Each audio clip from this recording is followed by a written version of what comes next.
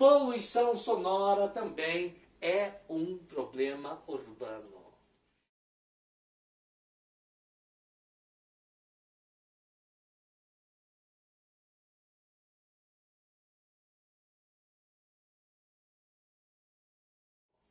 E depois vem a poluição atmosférica. A aula passada, tenho certeza, se você não assistiu, assista. Foi muito interessante a aula sobre o aquecimento global, o efeito estufa. Se você não assistiu, assista. A poluição atmosférica, eu falei muito sobre a poluição atmosférica nessa aula anterior a essa. E nas cidades, a poluição atmosférica, vamos dar aqui duas estações do ano. Também, como exemplo, a cidade de São Paulo, a maior cidade, a mega cidade brasileira. Vamos pegar o mês de inverno, que é o mês mais frio. E essa poluição atmosférica nas grandes cidades, vamos colocar como exemplo as chamadas inversões térmicas. Opa, professor, inversão térmica. Opa, inverteu a temperatura, inversão térmica. Sim. Qual que é a lógica? No inverno, o ar frio ficar mais em baixo ou em cima? Inversão térmica, no inverno, o ar frio, a lógica é ficar mais em baixo. E o ar quente ficar mais em cima, porque é inverno. O que acontece? No inverno acontece justamente o contrário. O ar quente ele acaba ficando mais embaixo, o ar frio mais em cima. E deveria ser o ar frio mais embaixo, porque é inverno. E o ar frio mais em cima. E no inverno, o ar frio ele acaba represando, segurando os poluentes que estão na atmosfera. E esses poluentes que estão na atmosfera, eles não conseguem ir embora. Isso nós chamamos de inversão térmica. É um problema sério nas grandes cidades. Nas cidades de grande tráfego de automóveis.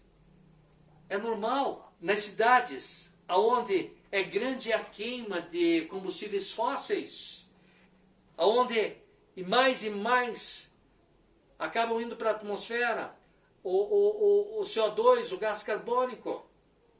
E esses poluentes, infelizmente, acabam afetando a nossa saúde. Problemas respiratórios, né? Asma, bronquite, enfim, são as principais cidades provocadas com essa poluição atmosférica. Só inversão térmica, professor? Não. Chuvas ácidas. Todos esses poluentes que estão no ar e que não conseguem ir embora, se chover, esses poluentes vão ser misturados com as águas das chuvas e vão precipitar sobre a cidade. E não é água boa, não. É água com ácido dos gases que estavam na atmosfera. E chuva ácida vai provocar o quê?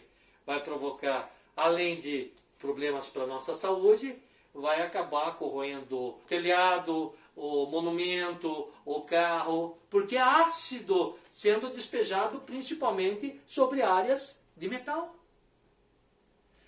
Tem mais poluição atmosférica, professor? Tem. As chamadas ilhas de calor.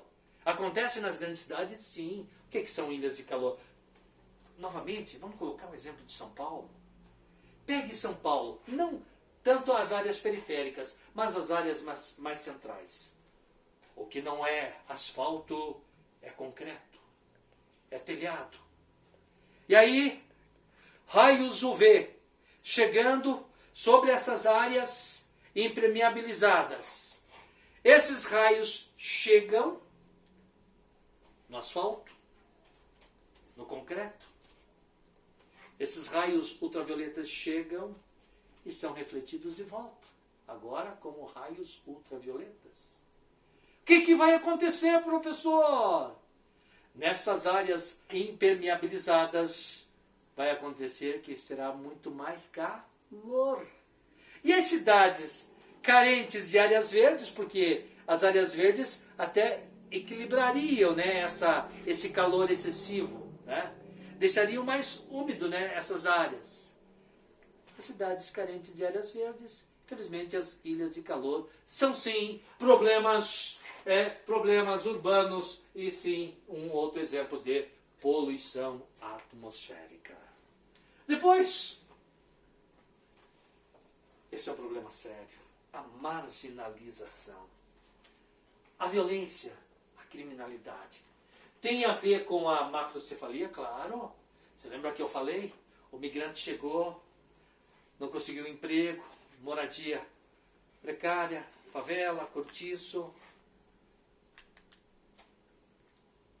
A fome foi chegando, não que justifique, mas infelizmente, o que aconteceu?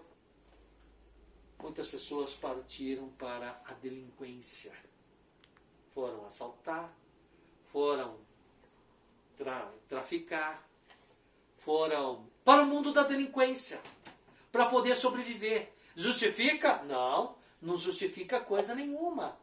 Mas, infelizmente, esta macrocefalia é um dos exemplos que acabou levando muitas pessoas ao mundo da delinquência, a marginalização, a violência ou criminalidade, como queiram.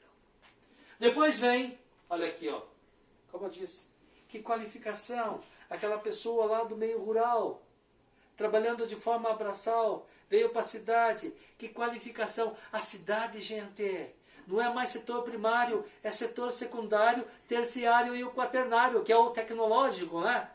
O cara não tinha estudo nenhum, o cara não tinha conhecimento nenhum, senão o trabalho na atividade primária. O que aconteceu?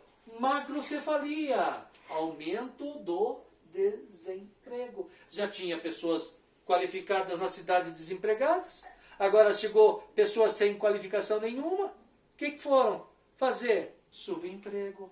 Volto a frisar. O que é subemprego? Pessoas que fazem qualquer coisa em qualquer lugar para poder sobreviver. Isso é do subemprego. Muito bem. Funções urbanas. Agora você vai entender que as cidades, não todas, mas as cidades, elas surgem, crescem e se desenvolvem por causa de uma função específica. E essa função específica, eu vou explicar agora cada uma delas para vocês. Vamos começar com a função turística. O que é a função turística? São aquelas cidades que cresceram de forma natural ou espontânea e que apresentam belezas naturais. E essas belezas naturais, elas passam a ser exploradas. E essas belezas naturais é o motivo dessas cidades sobreviverem graças ao quê? Aos turistas. Como exemplo de cidades turísticas naturais, quer ver? Nós aqui, Paraná, Foz do Iguaçu, as belezas das cataratas do Iguaçu. Vocês já imaginaram? Vocês já imaginaram o que seria Foz do Iguaçu sem as cataratas? Ah, professor, mas daí tem Itaipu, tem a Cidade do Leste, o Paraguai do ladinho. Uma coisa eu te digo. Foz do Iguaçu sem as cataratas não seria a Foz do Iguaçu que a gente conhece. Outro exemplo, professor, de uma cidade turística por apresentar belezas naturais. Canela, Gramado, Rio Grande do Sul. A própria cidade do Rio de Janeiro, né? A capital do Rio de Janeiro. Depois vem as cidades com função histórica. Função histórica, é claro. São cidades que têm a ver lá com o período colonial do Brasil, tem a ver com a mineração, que tem a ver com toda aquela história do Brasil passada. E essas cidades turísticas históricas. Eu posso citar para vocês lá a questão da Inconfidência Mineira, Tiradentes, etc. e tal. Tiradentes, cidade de Tiradentes, é uma cidade turística histórica. Cidade de Ouro Preto é uma cidade turística, histórica. Cidade de Petrópolis, na Serra Fluminense, questão imperial, Petrópolis, Teresópolis, são cidades turísticas, históricas, são cidades que surgiram, claro, de forma artificial planejada, mas que a função, elas sobrevivem graças ao grande número de turistas que levam a sustentação a essa cidade. Depois vem cidades religiosas. Você já imaginou o que seria Aparecida do Norte sem a Basílica? Você já imaginou o que seria a cidade de Aparecida do Norte se há mais de 300 anos atrás aqueles 3 pescadores não tivessem pescado aquela imagem negra, pescaram um pedaço e depois outro pedaço na sequência? Pegaram aquela imagem, aqueles 3 pescadores não estavam conseguindo pescar nada nas águas do Rio Paraíba do Sul. De repente, jogaram a rede, veio um pedaço da imagem, depois jogaram a rede, depois veio outro pedaço da imagem, viram que uma parte complementava a outra. A partir daquele momento, aquele dia de pesca que não estava dando nada, foi um sucesso aquele dia de pesca. Aquela imagem foi colocada numa grutinha. Aí, com o passar dos anos, a devoção do povo brasileiro, tanto que virou a padroeira do Brasil, e hoje é uma das maiores basílicas do mundo, a Basílica de Aparecida, na cidade de Aparecida do Norte. Evidentemente, aquela cidade que não existia. Passou a existir, sim, nos arredores, aonde estava, inicialmente numa grutinha, depois numa igreja maior, até, enfim, a basílica atual hoje. De forma natural ou espontânea, essa cidade tem uma função de religiosidade. Ela depende, sim, dos romeiros que vão todos, os meses, que vão durante todo o ano, Brasil no todo, devido à devoção para com a nossa padroeira, Nossa Senhora da Conceição Aparecida. Um outro exemplo, professor, de uma cidade com a função religiosa. Trindade. Bastante polêmica atualmente, a imprensa tem divulgado os problemas lá de Trindade, onde tem a Basílica do Pai Eterno, todos aqueles problemas com o padre Robson, mas a cidade de Trindade é um exemplo de uma cidade com a função religiosa, devido ao grande número de devotos do Pai Eterno que costumeiramente fazem romarias para o Pai Eterno, cidade de Trindade, no interior de Goiás. Outro exemplo, Fortaleza, Juazeiro do Norte, a terra do padre Cícero Romão Batista. Juazeiro do Norte, lá está a 3ª maior estátua de concreto do mundo. Lembre-se, primeira, a maior estátua de concreto do mundo, Estátua da Liberdade, Nova York. Segunda maior estátua de concreto do mundo, Cristo Redentor, Rio de Janeiro. E a 3ª maior estátua de concreto, 27 metros de altura, a estátua do padre Cícero Romão Batista, na cidade de Juazeiro do Norte, uma cidade com a função religiosa no estado do Ceará. E assim tem tantas outras, mas eu estou colocando para vocês as principais. E eu estou falando da urbanização no Brasil. Se eu estivesse falando da urbanização mundial, é evidente que eu colocaria Roma, que eu colocaria Meca, que eu colocaria a cidade de Lourdes, de Fátima e assim por diante. Mas urbanização do Brasil. Depois vem as cidades político-administrativas. Já te adianto que as cidades político-administrativas são cidades naturais ou espontâneas. Vamos pegar, por exemplo, Brasília. Qual que é a função de Brasília? Ser a capital federal do Brasil. Lá não está o poder executivo, legislativo, judiciário, não estão lá as principais sedes da estrutura econômica, da educação, enfim, Banco do Brasil, Caixa Econômica, BNDES, os órgãos públicos do governo federal estão aonde? Sediados aonde? Brasília, cuja função político-administrativa. Quer ver um exemplo bem atual? 1988, com a última Constituição promulgada, 1988, o antigo norte de Goiás, 1988, virou o estado do Tocantins, 1988, com a promulgação da última Constituição ainda vigente.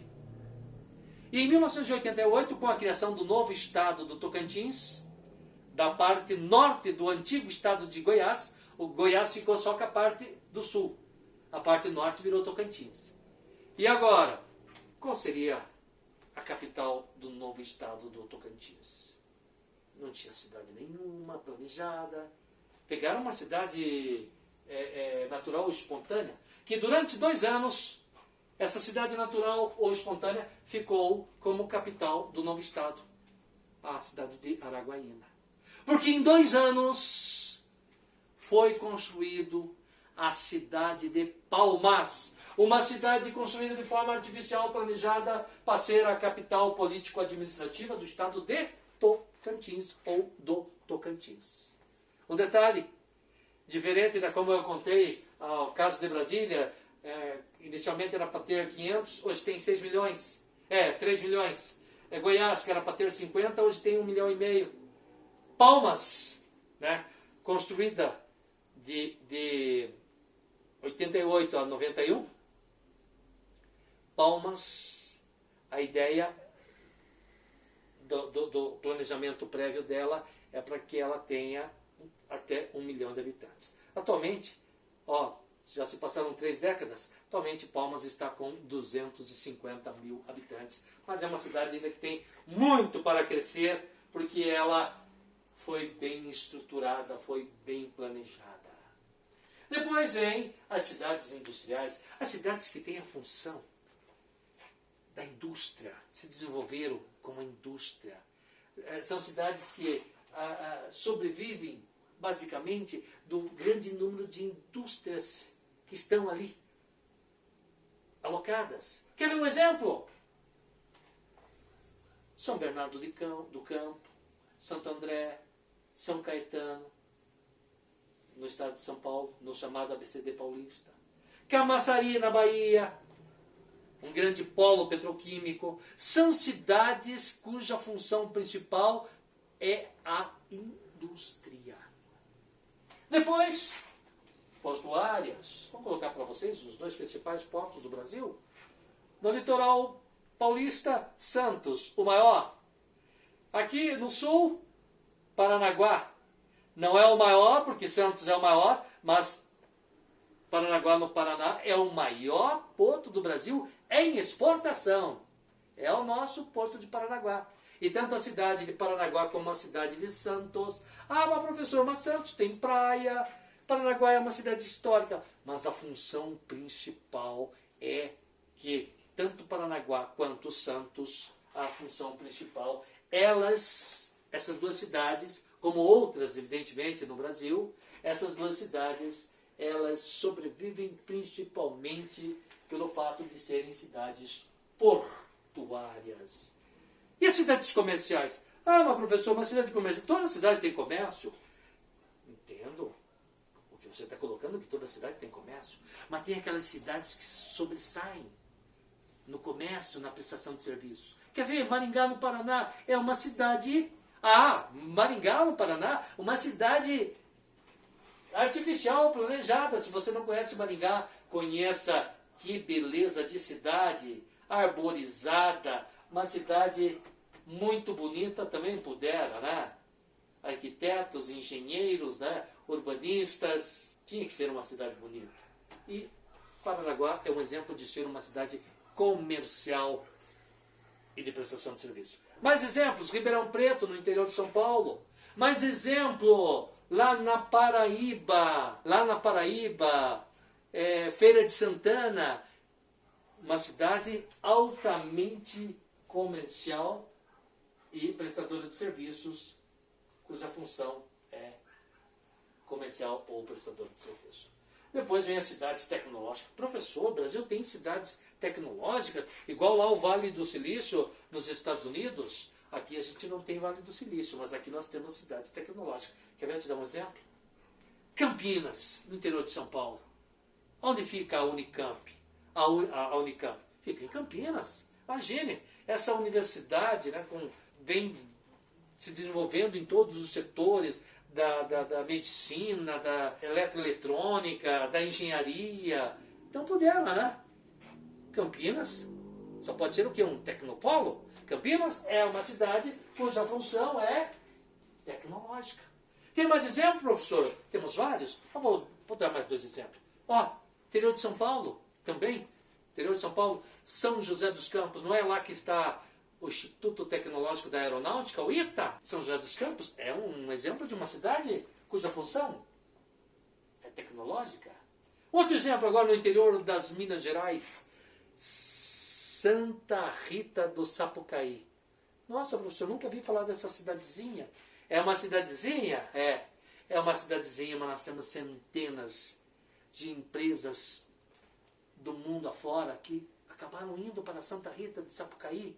Lá é uma cidade altamente tecnológica, voltada para a eletrônica das telecomunicações. Marque bem essa cidade, Santa Rita do Sapucaí, um exemplo de cidade com função tecnológica. E as cidades com função universitária? Mas professor, mas tem tantas cidades com um montão de faculdades, universidades aí Brasil afora. Tem, concordo, mas vou dar só 3 exemplos de cidades com função universitária. Lá no Rio Grande do Sul, Santa Maria, Pelotas, São Paulo é um exemplo de uma cidade universitária, como temos tantas mais, mas a cidade de São Carlos. Depois, as cidades com função militar. Quer ver um exemplo?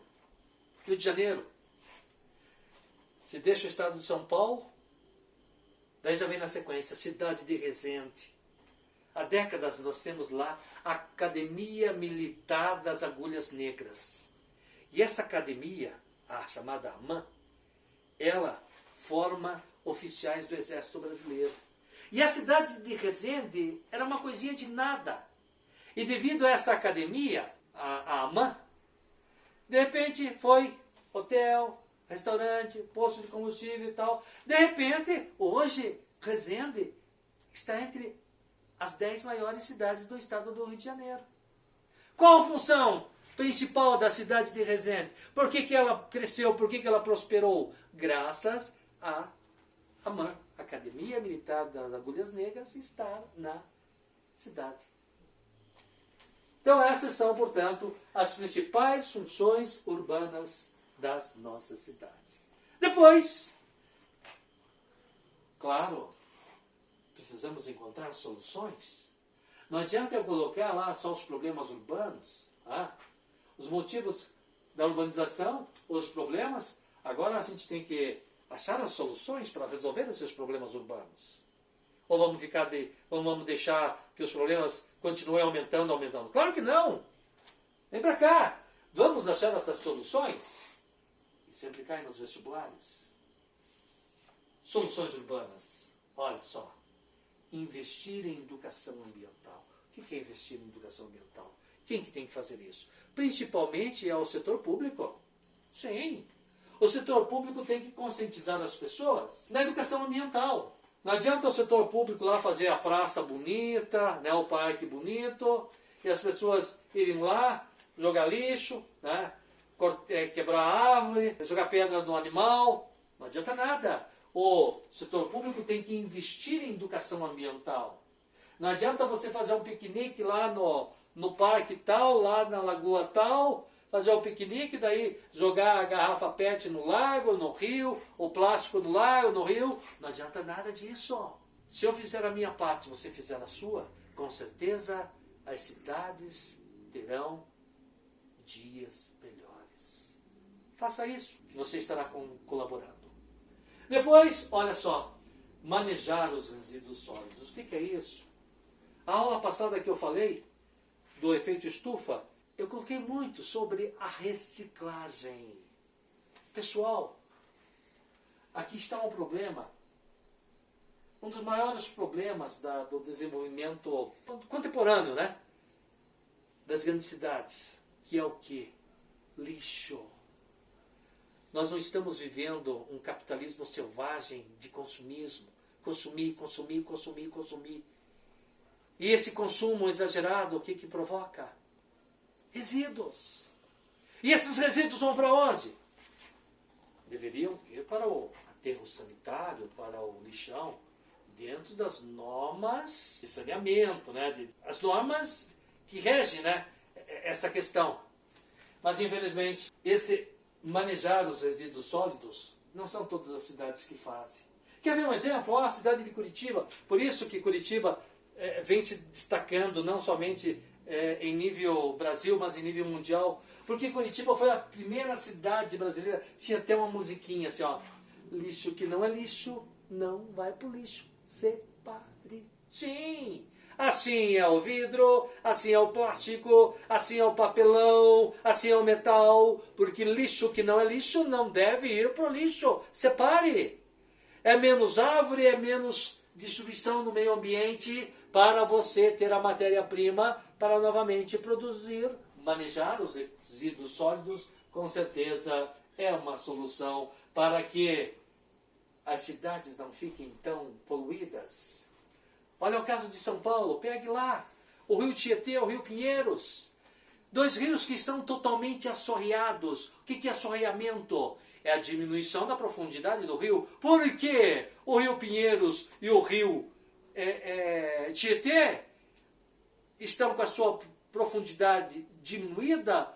Que estão cheios de dejetos e lixos. Aí qualquer chuvinha, pronto! Os dois rios transbordam. E coitado de quem depende do meio de transporte das imediações, né, das áreas ribeirinhas ao Rio Tietê e também ao Rio Pinheiros, na Grande São Paulo.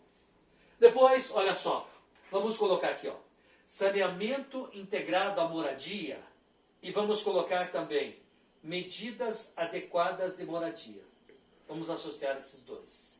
Saneamento integrado a moradias e medidas adequadas à moradia. Olha, eu sei que o governo federal tem aqueles projetos, até o pessoal brinca, né? Minha casa, minha vida, não é minha casa, minha dívida. Mas é um projeto social. Quantas pessoas passaram a ter a sua casa própria através do Minha Casa, Minha Vida, que vai mudar o nome. A ideia do atual presidente é mudar. Não vai ser mais Minha Casa, Minha Vida. E esses projetos, esse saneamento integrado à moradia, como as medidas de adequação de moradias, é o governo se preocupando nesse déficit, que é o chamado déficit habitacional. São milhares e milhares de pessoas que moram na favela, que moram lá no cortiço, que não tem água encanada, que não tem luz elétrica, que não tem a infraestrutura básica para ter uma vida digna. Portanto, esses dois itens são exemplos de soluções urbanas, sim, mas depende sim dos nossos políticos, tanto do âmbito nacional, estadual, quanto do municipal, para que nós tenhamos uma diminuição dessas pessoas carentes de moradia, evidentemente que possam ter dias melhores, claro, morando em suas casas. Depois, a mudança no modo de produção e consumo. Claro, esse capitalismo selvagem, concorrencial, que é consumir, consumir, consumir e assim por diante, esse consumo exagerado. É claro que as cidades, nesse consumo, são poluentes indo para o ar, são poluentes indo para o solo, são poluentes indo para a água. É esse capitalismo selvagem. Consumir, gastar. Portanto, mudança no modo de produção e de consumo. mudança no modo de produção, aí já vai mais as pessoas físicas, né? As empresas se preocuparem, né? Produzir sim, mas sempre com sustentabilidade para com o meio ambiente, né? Você fazer uma associação, né? Vem a matéria-prima do meio ambiente, mas esse meio ambiente deve ter um equilíbrio. Aí, esses, portanto, são as soluções urbanas. Evidente que inúmeras soluções você pode colocar. Há um detalhe: urbanização eu já vi cair em muitos lugares como sendo tema de redação. Como sendo tema de redação. Ok? Aí vamos para a hierarquia urbana. Quase terminando a aula. Hierarquia urbana.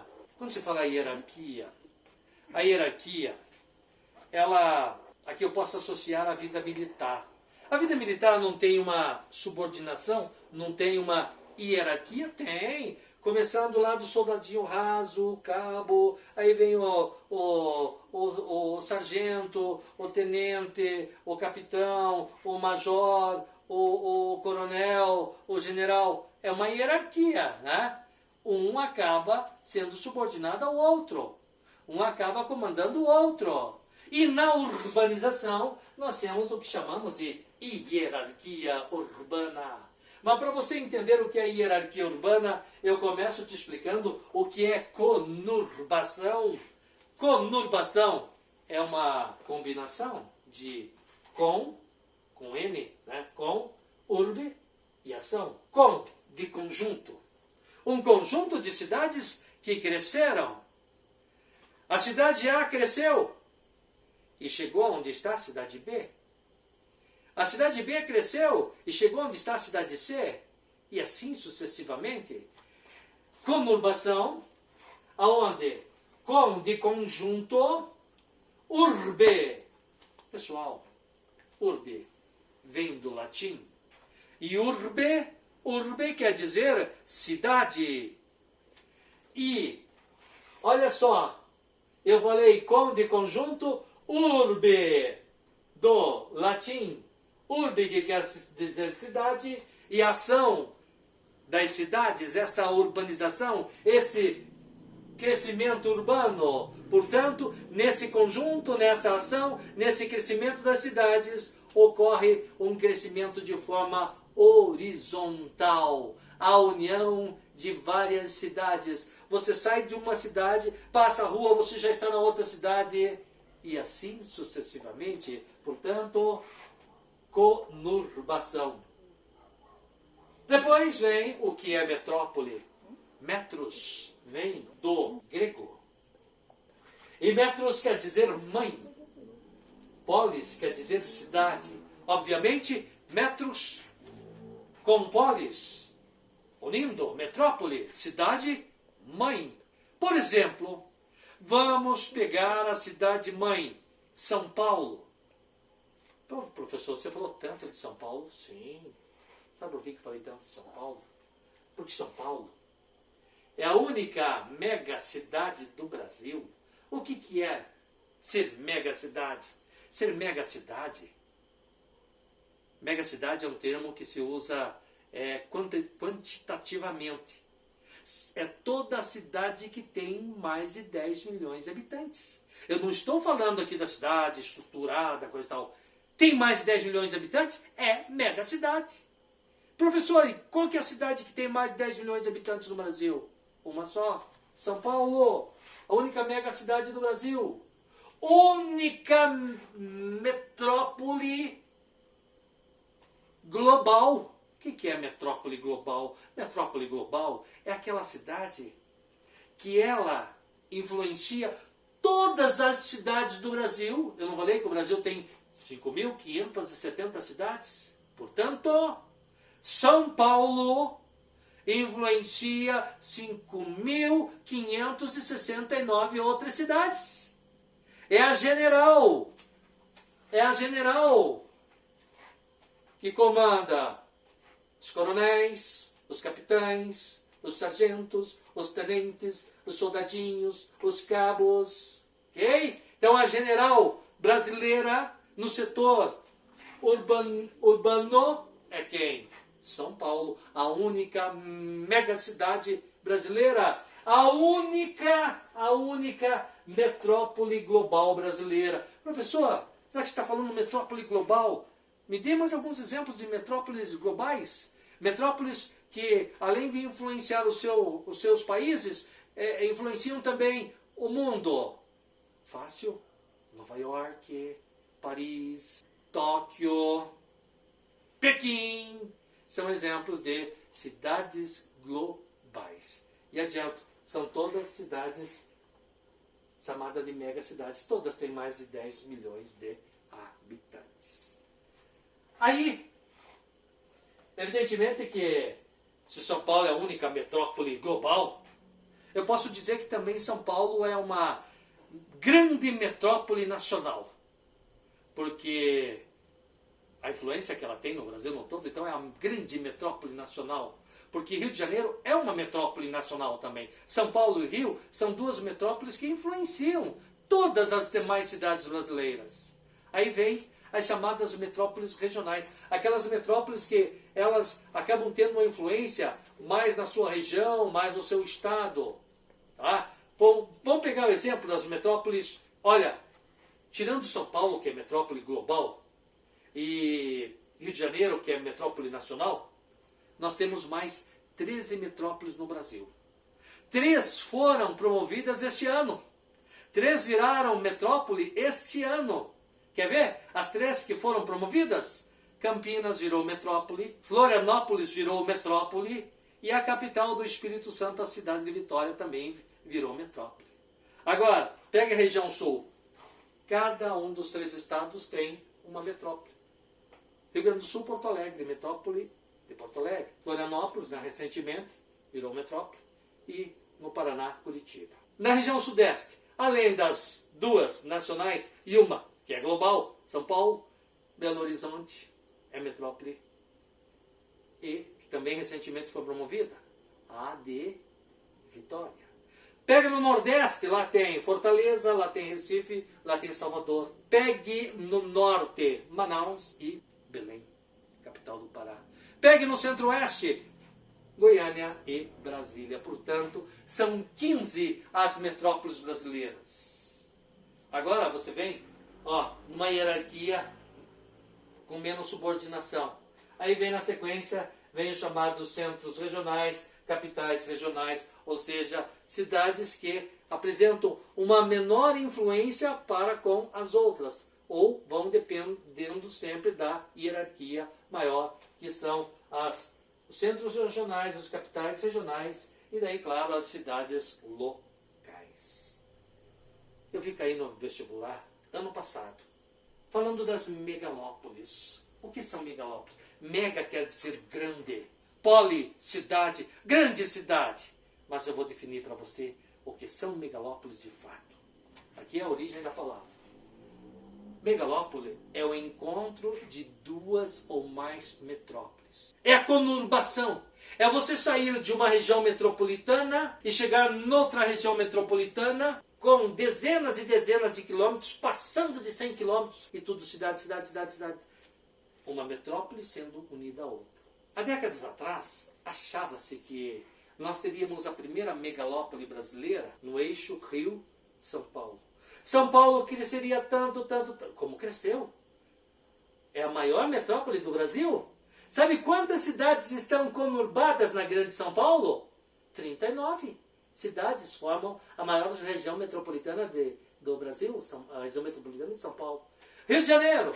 Quantas cidades estão conurbadas na região metropolitana do Rio de Janeiro? 17.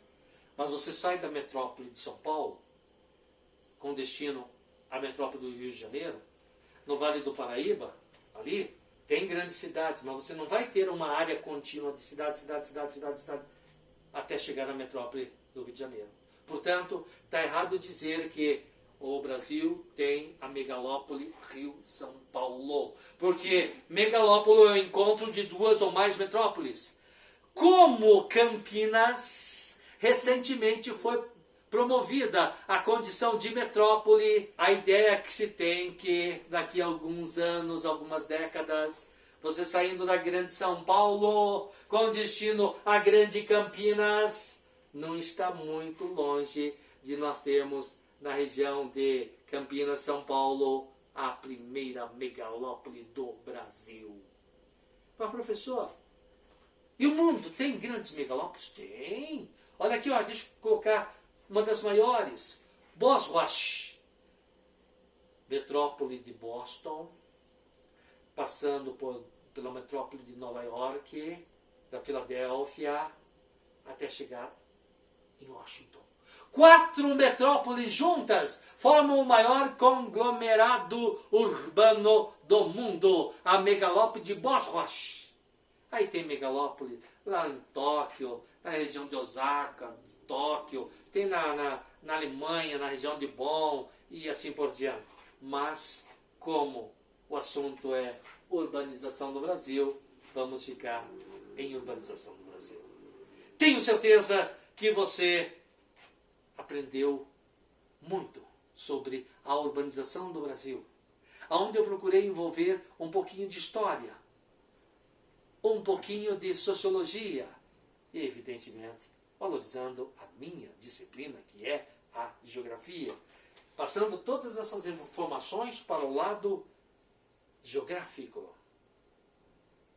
Assista a próxima aula. Valeu! Um abraço e até a próxima. Tchau!